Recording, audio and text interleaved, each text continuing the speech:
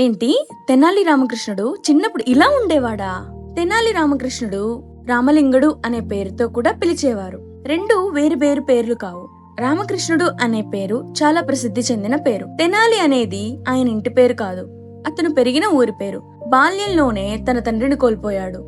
తల్లి ఇంకా ఆ చిన్నవాడైన రామకృష్ణుడు చాలా కష్టాల బారిన పడ్డాడు. అప్పుడు మేనమామ వారిని తెనాలి తీసుకొచ్చి చూసుకునేవాడు. అక్కడే రామకృష్ణుడు పెరిగాడు. తల్లి అతన్ని ఎంతో గారంగా పెంచింది. అల్లరి చేసినా ఏమీ అనేది కాదు, చదువు చెప్పలేదు, బడికి పంపలేదు. కానీ మేనమామ మాత్రం ఎప్పుడూ ఒకే మాట చెప్పేవాడు: చదువుకొని అభివృద్ధిలోకి రమ్మని మందలించేవాడు. మేనమామ చెప్పిన మాటలు విని కొట్టి ఊరుకునేవాడు, కానీ అస్సలు పట్టించుకునేవాడు కాదు. రోజు రోజుకి అల్లరి చాలా పెరిగిపోయింది. జులాయిగా తిరగడం, ఎవరిని లెక్క చేయకపోవడం బాగా అలవాటైపోయింది. ఇదే అతని జీవితంగా మారిపోయింది. తల్లి మాత్రం తన బిడ్డ మారాలని ప్రతిరోజు భగవంతుణ్ణి ప్రార్థించేది. ఇక్కడి నుంచి అతని జీవితం ఎలా మారిందో పార్ట్ 3లో చూడండి.